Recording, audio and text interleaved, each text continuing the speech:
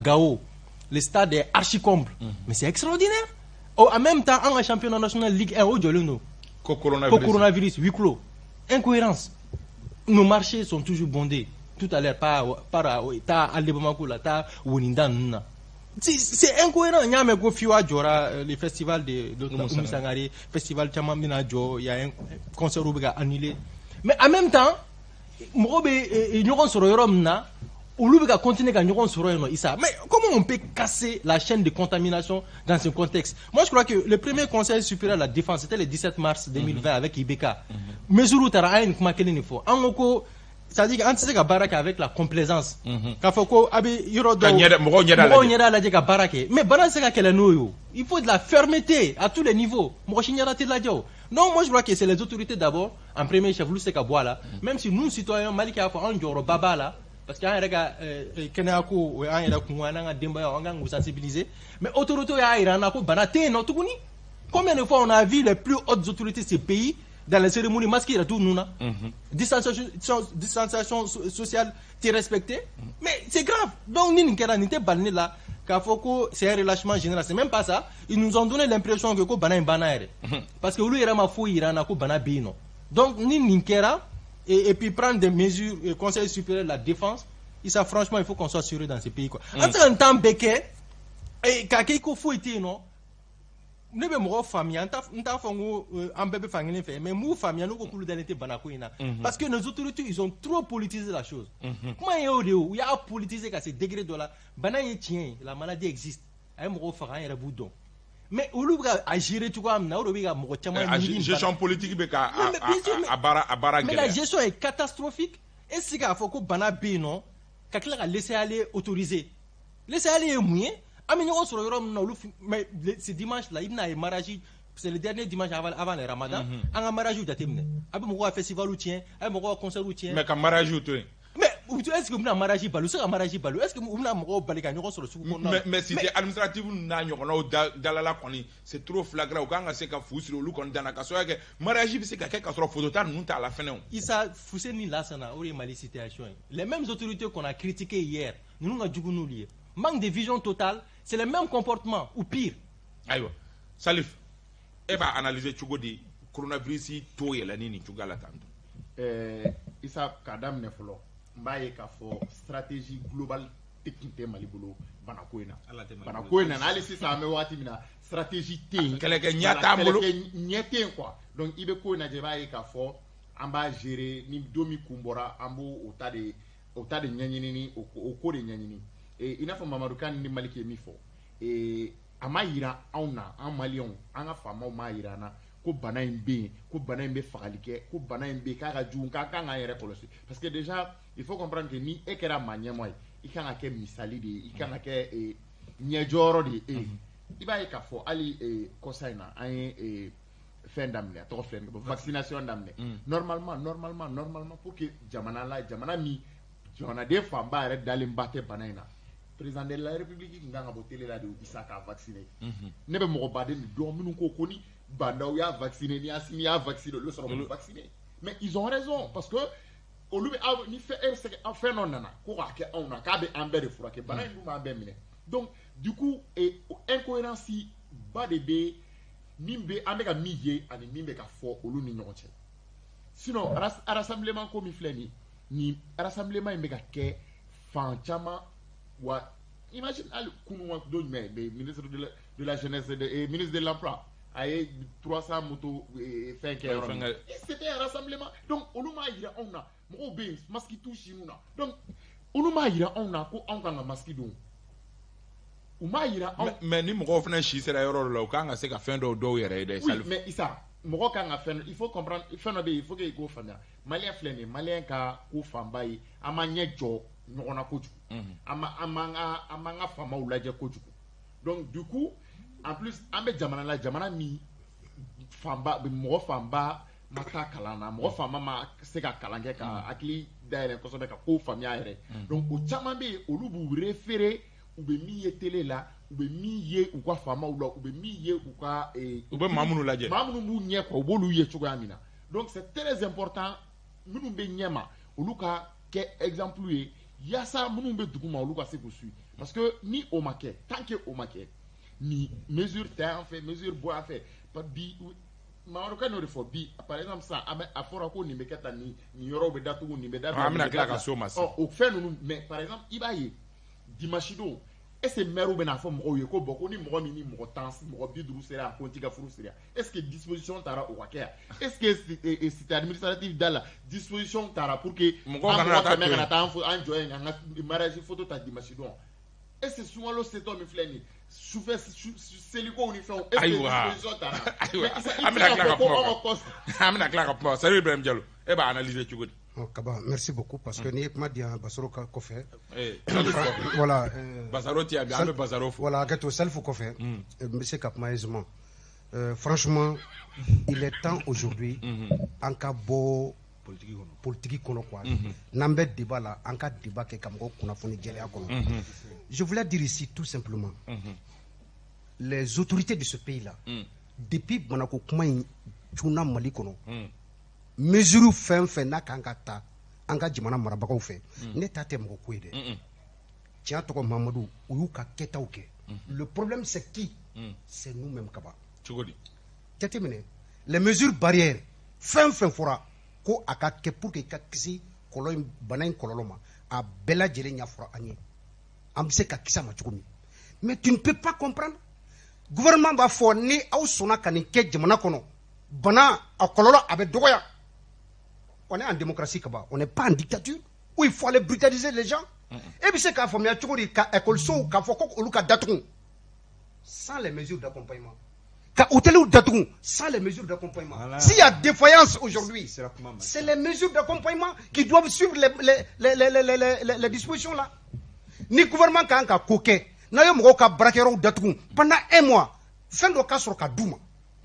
Mais Kaba, moi je suis désolé. Comment est-ce que tu peux comprendre le gouvernement a une disposition bêta, et car la djebke. On dit de ne pas dépasser 50 personnes dans les cars. Pendant dans les rues. Dans les cars. Mon car on veut voyager. Kaba quand on a même bidruka, il veut do car tu trouveras plus de 80 mais est-ce que mon mounou mesure ta ou accompagnement de mesure là parce que fin de ka mesure ta fin de ka accompagner. Kaba ne hakilla ni e faso de nyuma e ka faso marabagaw ko en bon citoyen, il faut respecter. Mais, on a brutalité de la quoi. On est en démocratie. Fin de Bena fera qu'on a qu'à Kanake. Koka Misrou, Misrou Koula, on a fait candidat là, mais n'a ma foi, comme comment. Misrou Koula l'a dit. Les gens vont prier ou bien gagner on a trop mina. N'a fera qu'à Safo Fragonga. Kaba a mesure sanitaire de là. Mais moi, ben gagner on a obéi. Au cas tchèque à Bouin. Taka anga sou qu'on là. Ambe bana kololo munumbi suku kono mo be fin mesure du mentara en ka gouvernement fait.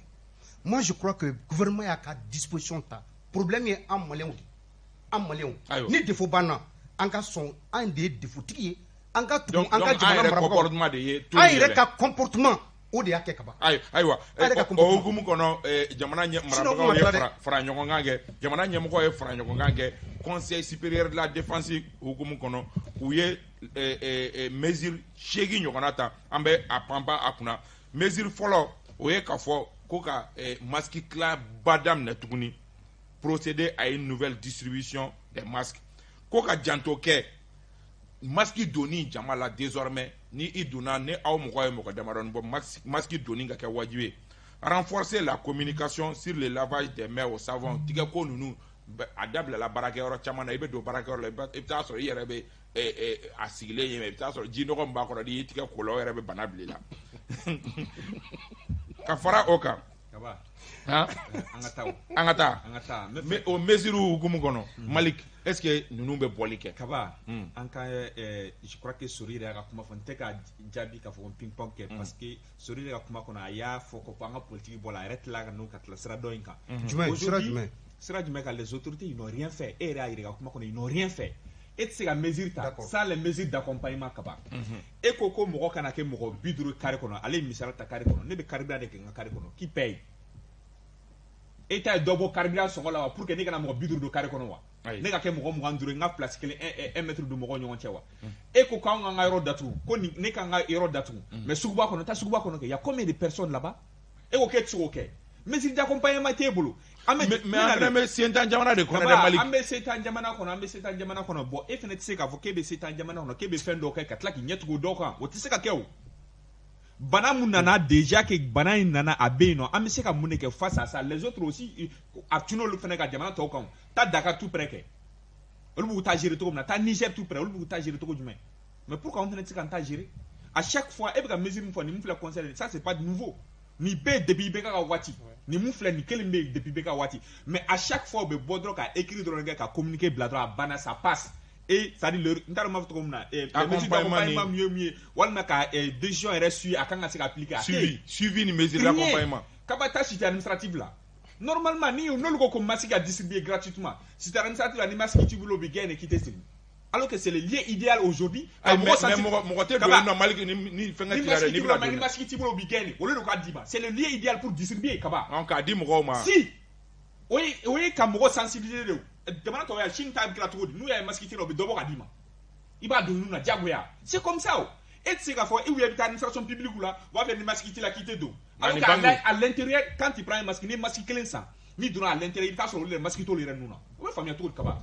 Toi tu m'empêches de rentrer. Ne pas masquer ni ka masquer de nous na ka de konna à l'intérieur même vous même out ka se ka faire donc on a faut ka me faire l'enquête tout la ka faut quoi en fait faut mo ina comme malon tika soma oui allez mu faut du tiki te wa du tiki be ke mais est-ce que du tiki ma a du de ma ka anya du tiki ka to non ku be kan a famille parce que ku ga nyina ma doa non abe sira yiru la ko ngata sira mu fait mais et si ko ke ko bela jelenge ni a jate mina ngala anga événement fait fait ko sanina anga bonyo mina la mina bonyo me fait ka mu fodron et c'est qu'à fond moro ina kakanto bibi na misiri konana ako ka tse ka datu ka c'est ko parce que fanga be nuna fanga bula dina nyamgola auto fara nyonga wa awu ye réunion du mec wal maka fin du mec nyongo fait ka si ka réunion de crise du mec nyongo fait c'est la solution du mec ma fait ou nga associé conseil supérieur de défense non pas associé mais quand même solution de tu sais ka sur ko wele ou nous ka si ka problème ni problème ne be solution du même on proposition du même on proposition ni solution du même ka tout comme na maobe c'est ka la kana parce que ni ame ko c'est la même qui ni na kana de il n'y a mais qui beta bateau ga ta so ni nga Kennedy ni man Kennedy ta bateau ga tout donc quoi bateau muni bateau ka ka nyemo ko lu wole ka o fene wole bon ni bana de be ni ne be ke so bi ka se ga mo kishama on ka solution du même solution la kenyo mais ote o se ga o sigite donc da mo ka o mo ka supermarket mo ka su wa daile ninu o kla fo ko mo ka misiri na o mo ka misiri da tu bibina su wa daile na be ke chugodi ka ba il faut que ou ka bonne kono nous manya la ka misiri keleni ko de sebouye ka suko appliquer ou ko mesure que ta ko appliquer mais mesure faut être bibi na mali kono mu appliquer même au lieu ta appliquer Mamadou Kane ça suffit nous nous tara chege min tara ni etan non mais ça c'est clair que entendre on a ça dit que rien n'a évolué entre temps quoi ça dit que comme nya fo amna le premier conseil supérieur de la défense le 17 mars 2020 avec Ibeka Kata Kununa ça rien n'a évolué absolument rien ayo reproche que nous ne rien n'a évolué concrètement aujourd'hui na ene jani be maski do na manja mtado c'est ça le problème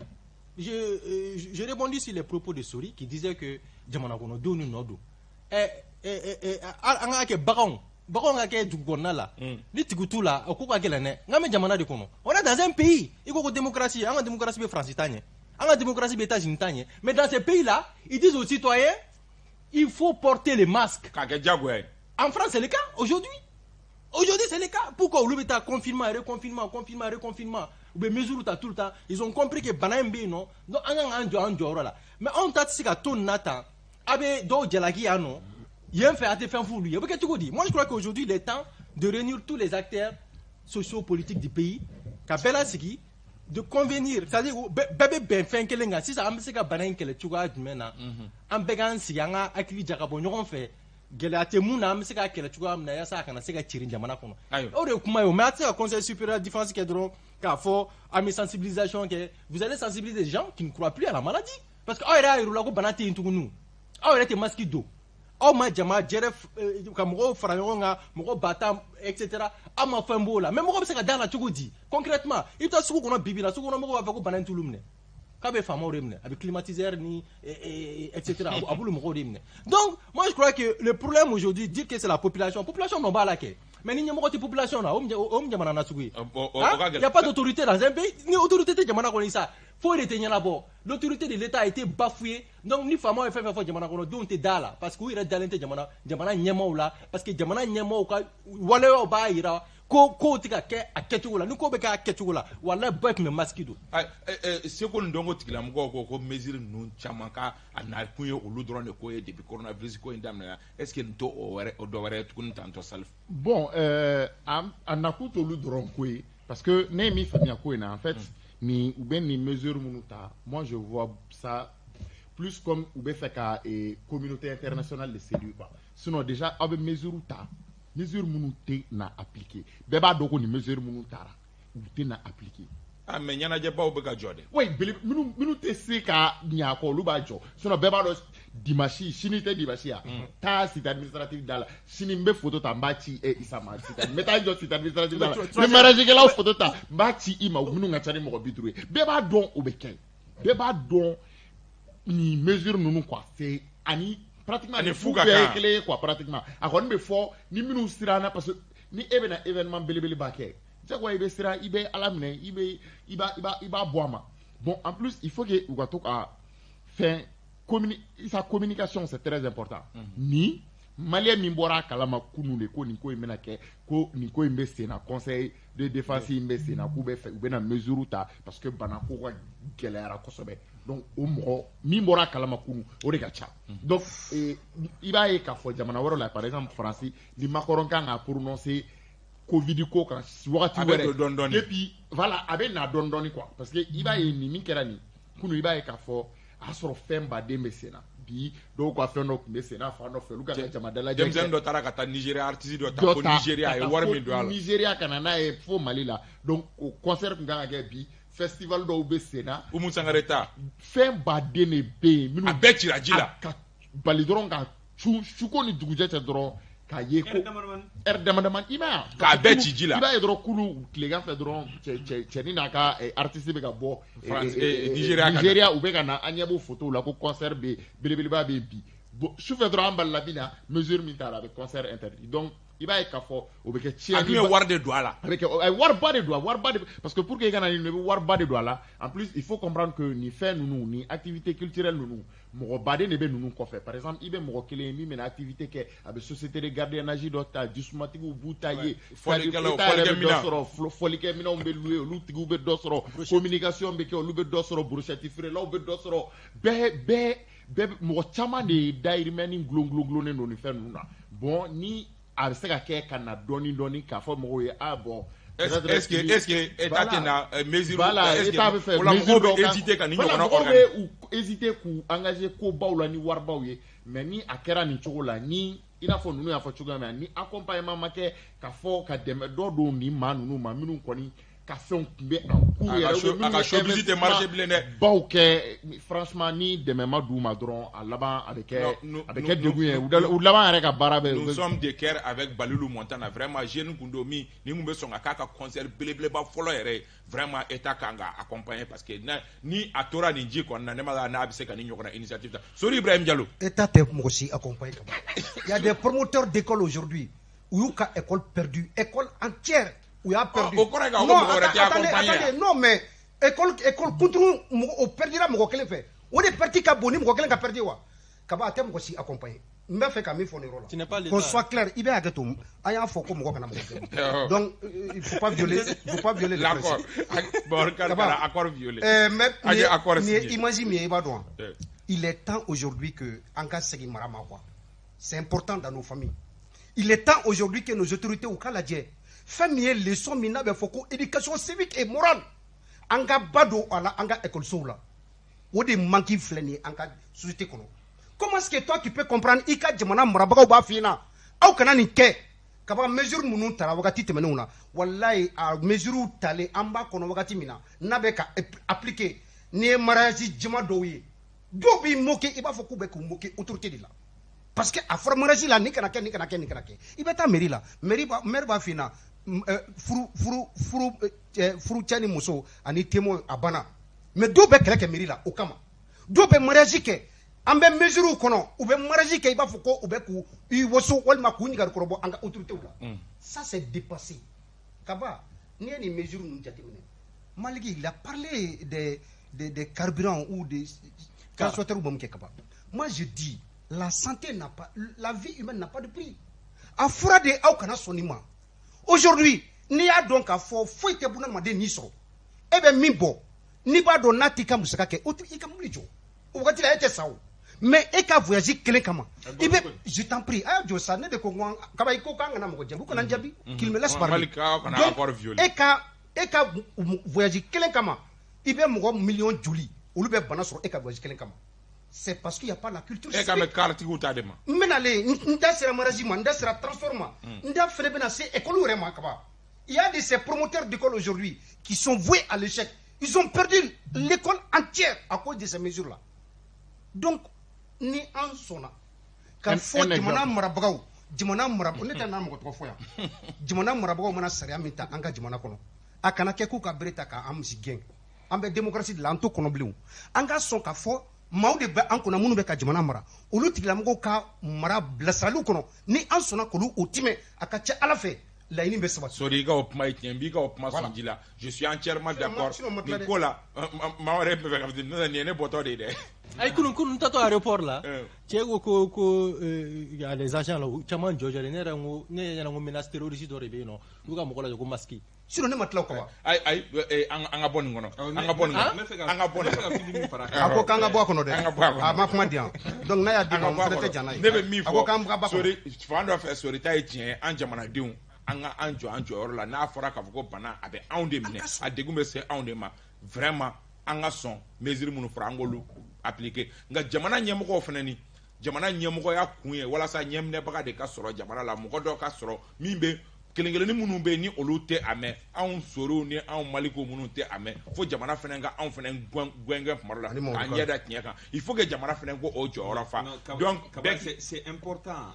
Le problème est que oui fond covid lancé ana ko mo ka do ye wa kele du do e keme flaudi a gestion kera tugo do amana politique non politique problème na mo contribuera ni mo contribuera be ku yeme mo ba do déjà fin do be no mais on sait ko enini maintenant mais état ne sait ko jume ka se ka jamana ko accompagné. Maintenant, est-ce qu'à photo chila qu'à photo de Mangodon à demain que de Mangodon me demedi au bout de la route de mettre à bout de fin ou la main. Il n'est qu'à demain, n'est qu'à mettre Jamaradonga, mesure respectée. Mais demain, quand mesure respectée, demain, dernier, mais mesure respectée, demain, dernier, masque de l'angoisse, soit war de bay. Mia me kavoko moka et lavajouki de lavajou, il faut que l'État aussi ou quand il fait une ka djea bay à kanake doudou la wal makakete mo contribuer à quelle route maï en télévision sur la djien doudou ni warake a de donako ni warake a de bay mais pour qu'on taille ni warake a de boraka doni na ni warake a de donanda pour qu'on to ira mo ayo ambo nyidigal Tommy Bla mo ka chama meka message chama kan reba apmala go maskitana nous vraiment on a décidé au niveau de la direction que pour le moment ambe émission mununge émission lamel ko nyuma kama ani expression faciale munu mo nyeda yeli ampanyo o prioriser maski ben nani maski nu kelen la bela jele nani maski so mara anya boka abla poshu kono walma sagu kono kasoro kana émission ke amedo anga sujet flana kono la obetalike Nations Unies oni ale aka rapport bo ibado ko fo kalo woro jamana munu ni akele no ka chide bla ka to jamana ola abe rapport bo o jamana o kan Mali ta bora alamsa doya ina o benani ni ko kele nu ya akara o hukumu kono ibaye ka fo rapport yere bolla kosobe femba sabaka lakana ko kiriko ani kalanko o famba o balanga sije wera o bala ibaye ka fo Nations Unies ya ira ka fo ko ma keme ani ma binani ni duru nyogora civil la ko olu de fakara ni wakati konda la ko ma muga ani shegi surasi kunda ko olu ntanyana kaski ble ko o woro nyogora ko olu ntanyana ni wakati kele hukumu kono Sori Ibrahim Diallo ante Adam na ela Nations Unies kani joro yalma a joro santi wa Nations Unies ko kale kamana ganendo bon kaba chana wakati uyemi anga jamana tabolo la. Bon, effectivement, c'est vrai. Il y a un rapport kalan. Il y a un rapport kalan. Mais moi, je fais un romi foni. Olu borani ma fatule miene.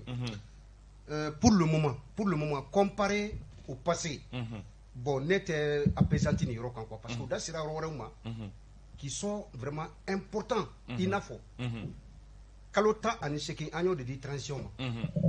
Bimiye biye anta don élection bɛ dati ko min na maa si t'a dɔn u da sera a yɔrɔ ma ko ka a ɲɛfɔli kɛ a kan c'est important ensuite u da sera kiri ma ceux qui sont en prison aujourd'hui kaba jamana o jamana n'i tulon kɛra i ka kiri la jamana il faut ka taa diɲɛ wuli i ka jamana tɛ lafiya donc u ye yɔrɔ min fɔ o ye ko ka maa dɔw bila i n'a fɔ an cakɛɲɔgɔn dɔgɔkɛ rasbati n'a ka jama minnu bɛ yen u minɛ cogo k'u dɛsɛra olu ma ka ɲɛfɔli kɛ ko k'u bila il faudrait que sariya ka fɔ jamana kɔnɔ ni sariya fɔra jamana kɔnɔ jamana kɔnɔdenw an bɛɛ ka an yɛrɛ ye sira kelen kan tiɲɛ tɔgɔ Muhamadu jamana bɛ lafiya hɛrɛ yɛrɛ bɛna jamana kɔnɔ ne ye min yɛrɛ tɔmɔ u ka rapport la ni u kan k'u da sinsin o kan kosɛbɛ sinon surasi 28 kalo 6 in kɔnɔ kaba ma kelen ni barika donna mais don tɛmɛna n b'a f'i ɲɛna i tɛ se ka surasi 28 ko kuma fɔ ko mais n'i ye chiffre yɛrɛ la i b'a ye k'a fɔ dɔw ma ta la voilà T-site n'i ye T-site la ye T-site mɔgɔw yɛrɛ ka caya ni 28 voilà donc c'est pourquoi o kɔrɔ ye k'a fɔ ko nin bilan voilà nin kɔni bon vraiment o ka côté c'est pas intéressant mun tɔmɔ rapport kɔnɔ en général rapport fanba kɔnɔ bon ne y'a ye komi ne ye fɛn caman tɔmɔ rapport kɔnɔ mais n y'a ye fɛn caman côté fila b'a la mɔgɔw y'o de ta kosɛbɛ kosɛbɛ alors que côté wɛrɛw bɛ yen nɔ ni o ye kɔngɔ jugu ani malnutrition ye o fɔlen don rapport in kɔnɔ kosɛbɛ kosɛbɛ ko kɔngɔ jugu bɛ ko mɔgɔ 2 ani dɔɔni ɲɔgɔn olu de bɛ kɔngɔ jugu bolu de kan bi wa mɔgɔ baden de bɛ a kun ɲɛsinnen don min ma ka sabu kɛ nin kɛlɛ banbali ninnu ani nin banako min b'an fɛ donc ko il est urgent ka se ka dɛmɛ ka se ka don o maa ninnu ma yaasa olu bɛ se ka kisi maaya u ka maaya yɛrɛ latununi bɛ se ka kisi cogoya min na quoi donc o aspect fɛrɛ n y'a ye k'a fɔ mɔgɔw ma kuma bɛrɛ kɛ o yɔrɔ kan alors que o yɔrɔ fana ye yɔrɔ belebeleba ye parce que n'i y'a mɛn kɛnɛya i y'a mɛn jamana i y'a mɛn fɛn o fɛn o b'a sɔrɔ i yɛrɛ i balolen don i bɛ dumuni i b'i dayirimɛ n'i bɛ miiri jamana la o b'a sɔrɔ i bɛ dumuni sɔrɔ k'o kɛ fɔlɔ donc o aspect ça c'est très très important n b'o yɔrɔ fana fɔ min ye aspect sécuritaire i b'a ye k'a fɔ bon peut-être olu ye nin min fɔ inquiétude bɛ yen mais en réalité an b'a ye k'a fɔ ni anw maliyɛnw en général anw bolo nin wagati an bɛ se k'a fɔ a ma fisa dɛ mais nin fana ka fisa ni caman tɛmɛna nin wagati fana ka fisa n'o ye parce que an b'a ye k'a fɔ attaque fréquence i bɛ hali ni a b'a nɔ la dɔ bɛ ka bɔ an ka maa fagataw la dɔɔni dɔɔni donc nin ye au contraire ne bolo nin ye avancé de anw bolo ka tɛmɛ inquiétude kan en fait situation sécuritaire bɛ cogoya min na ayiwa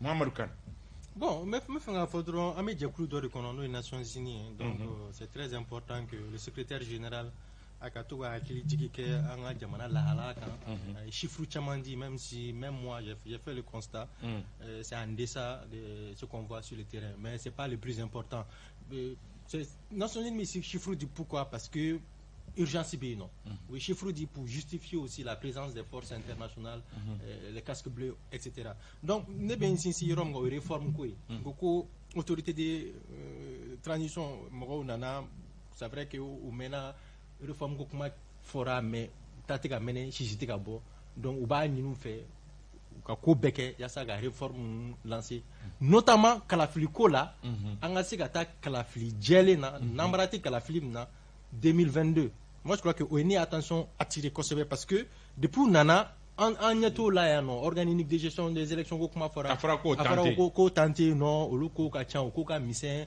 an bɛ taa élection na ten bon je vois que pré-campagne daminɛna mɔgɔ caman bɛ ka mobilisation kɛ pour que aller aux élections mais élection bɛ kɛ sur quelle base président Ibrahim Boubacar Keita taara sira min kan je crois qu'an b'o sira kelen de kan élection législative min tɛmɛna salon n'a nana ni gɛlɛyaba ye jamana kɔnɔ moi je crois que an temps foyi ma yɛlɛma o kalafiliko la c'est vrai les ministres d'administration territoriale mais Nations Unies ta ye fɔli ye est-ce que maintenant mun kan ka kɛ ah non mais Nations Unies c'est une force de pression Issa parce que CEDEAO de y'a to an taara transition fana na 18 mois i hakili b'a la CEDEAO de ye pression kɛ le bâton pour dire que a bɛ don da fɛ a bɛ nin kɛ Nations Unies fana ka girin n'o ye parce que aujourd'hui ils financent une partie de notre sécurité parce que ni ye Mali yɛrɛ ta MINUSMA même les forces internationales qui sont là u bɛ jɔn ka yamaruya kɔnɔna la Nations Unies de don donc Nations Unies kumana olu kumakan bɛ lamɛn kosɛbɛ kuma dɔ diyara n y'a kɔnɔna la a ko ko accord ko accord pour maintenant accélérer, mais prendre en compte et la révision qui a été demandée par les DENI, le dialogue national inclusif. Je crois que Bazoum Ngaka Keramnanda de la Niafé, au fond, attention à tirer Kosebe. Mais le plus important, Aman Shoni Sintimunga, Femi Ebiga la Tara 2020, nous, on m'a rectifié, n'a pas compté à Tara là, parce que Kalafliko est né d'eau. Barakanga Koreka, moi je crois que Antonio Guterres a réforme dans ce sens. Donc, aïe, parce qu'il est en train d'anticiper.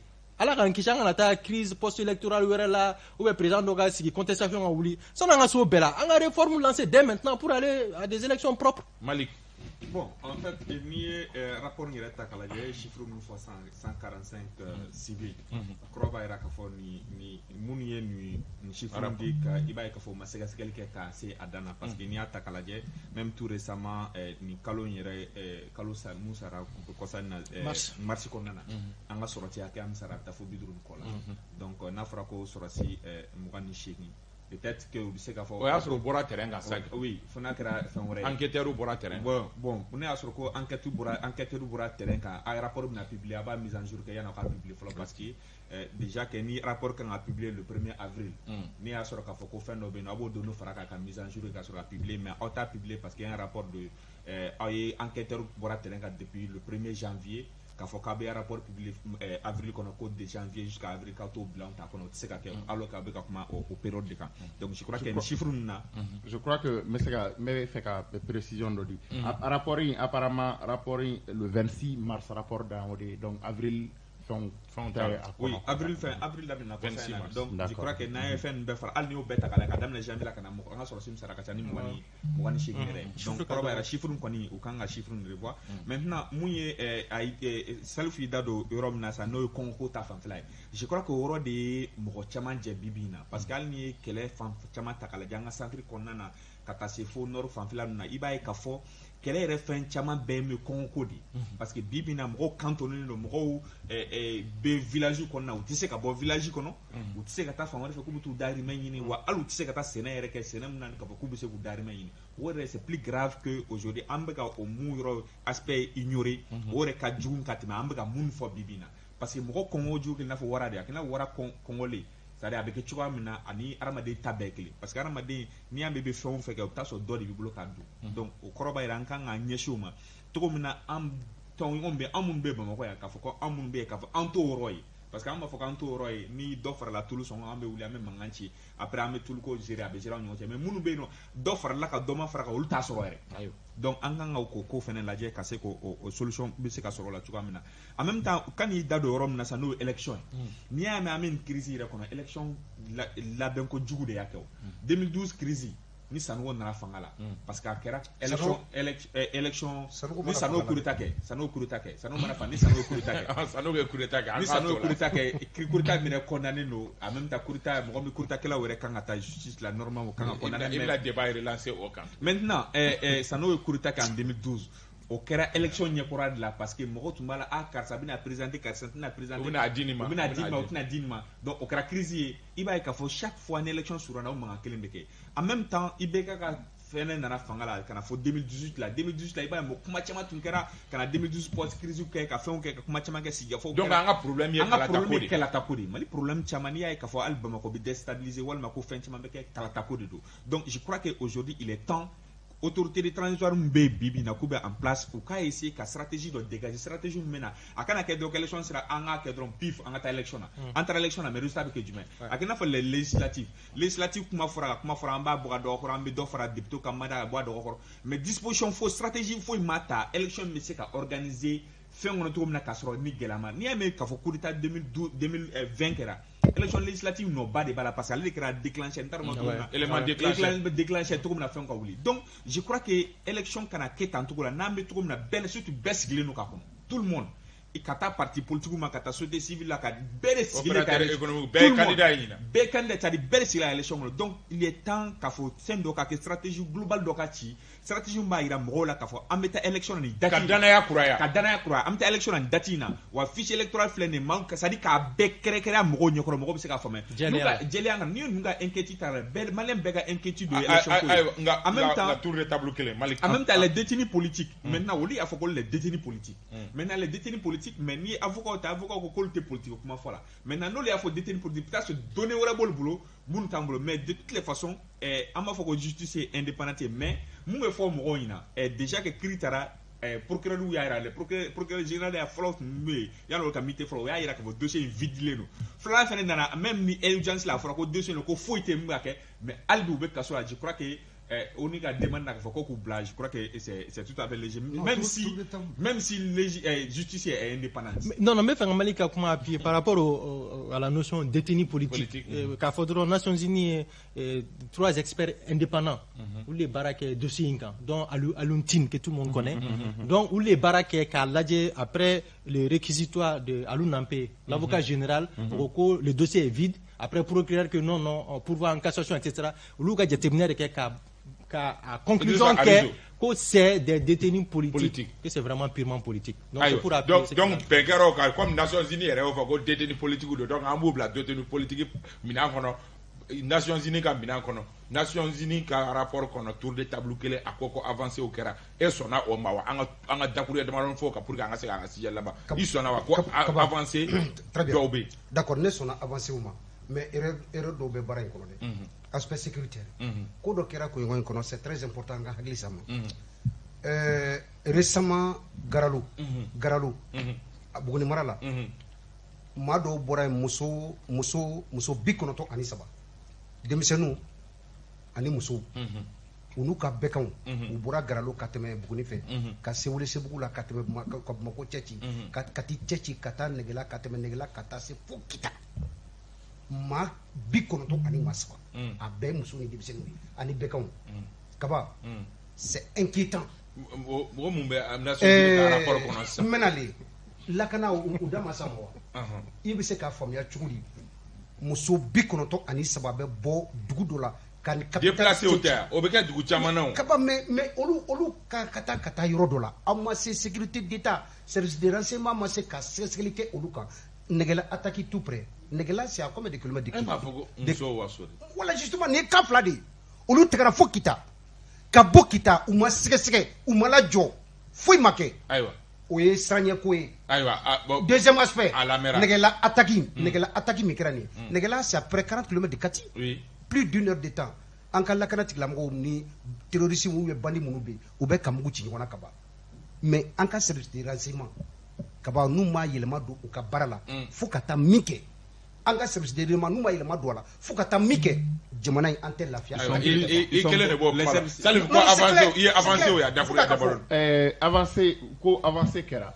bon peut-être au boulot avancer kera ni yoro mi fait en fait ne boulot ou te avancer en Malion boulot parce que ni oluka fait ta lu boulot avancer kera ni accord ta kala ko accord la wale ali ko kera avancer belebele ba kero là parce que fin caman kɛra c'est ça kɛra Kidal et ka tila ka a tɔgɔ filɛ nin bon kɔnɔ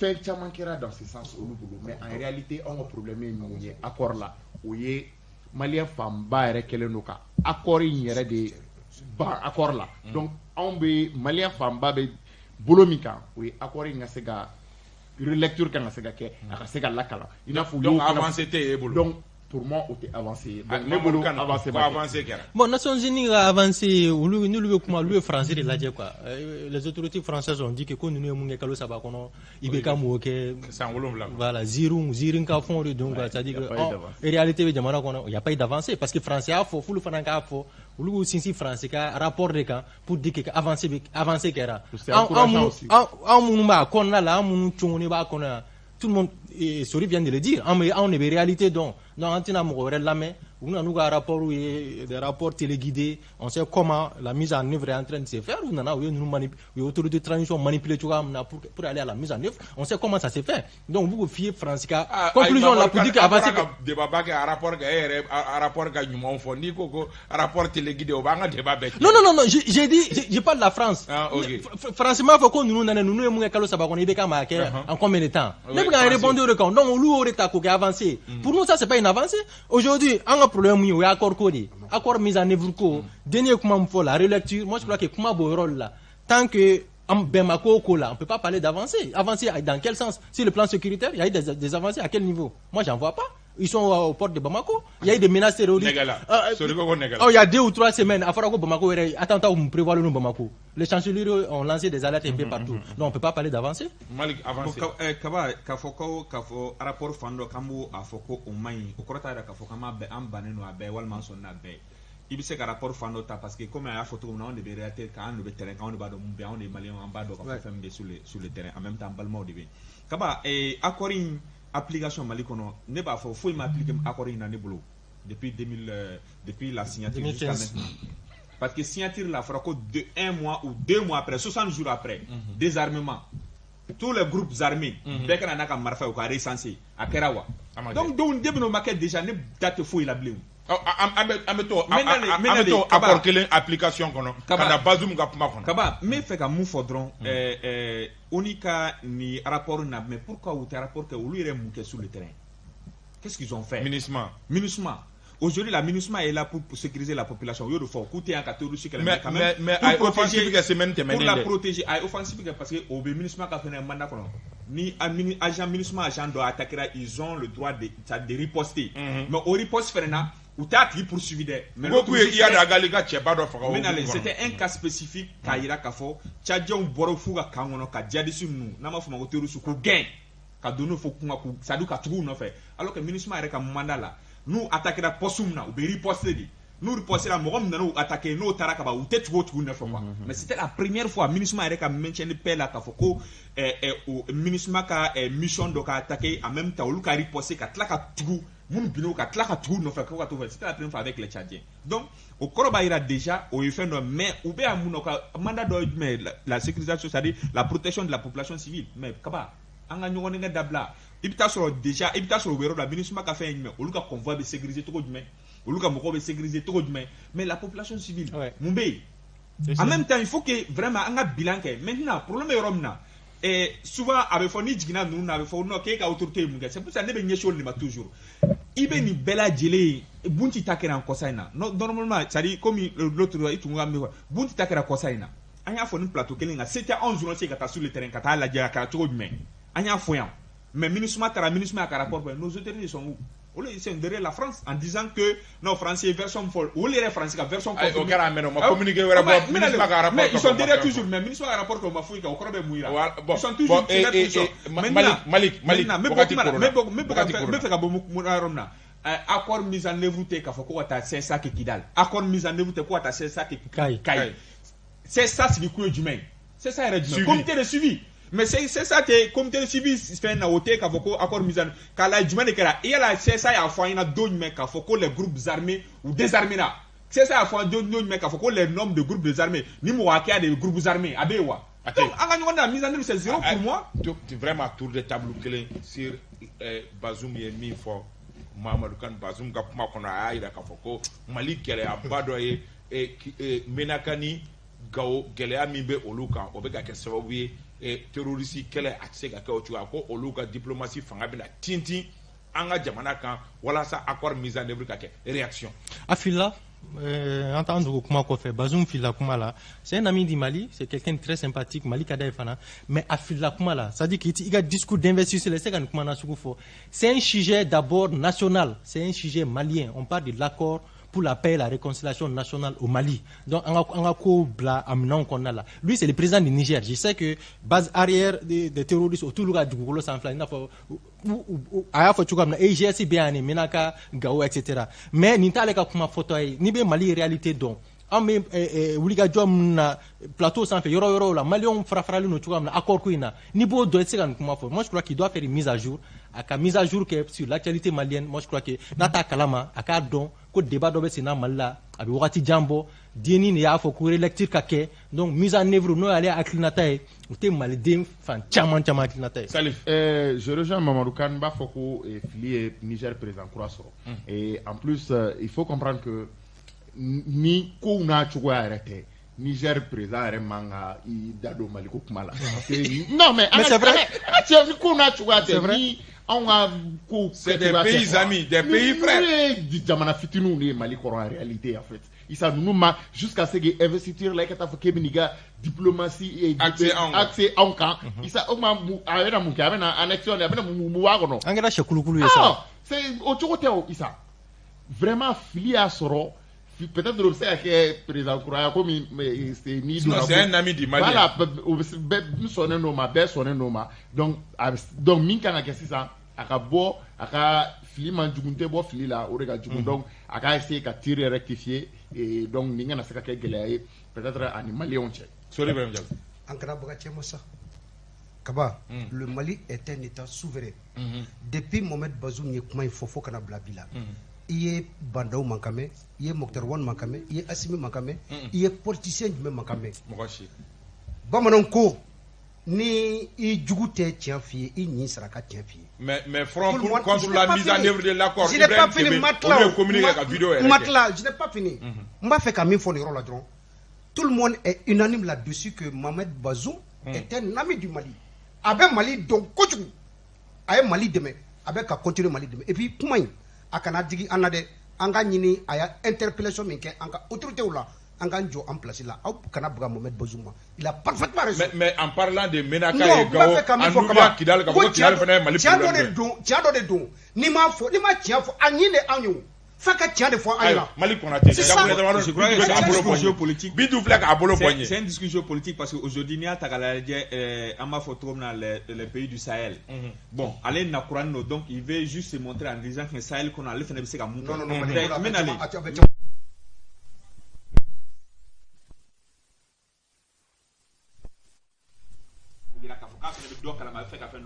c'est un enjeu politique donc je crois que Abaka donc discours politique de ambe foli Anita Nudi Gata Kanumbaka Bela Gelema ambe Kibi Sako avec Jamukan la même Mariam Kone Christelle ambe afo tonton Elebo Abiba ambe afo Basara Aidara ka avec Jamukan ambe Yatase Yanfo Seguka ofe ambe afo ABC ane afuru muso ambu Bela Gelenfo Seydou Sidibe ONG Musola ambe afo ambe ubela jele fo mawelele ngwe Mali Konaté ka bo Horon TV la Sori Ibrahim Diallo et Nouvelle FM Salif Diara Maliakti Mohamedou Kane à Radio Clédou Awa Tafli Touré bolo men nga krafe la réalisation na Bintou Napo alep me sona à Radio Fanfé Mamadou Z Traoré alep me régie d'antenne na Mohamed Touré alep montage la amba ubela jele fo ka walima don Bamsa Jogolojo émission parrain en bas foka walima do ka frumuso fo somale na ay ñoko sur téléphone na mbu foku walima do jamugan kanu kama ambe bela jelen fo aw kambe sibiri were ni jamugan kelen keneka wasalam bintu inche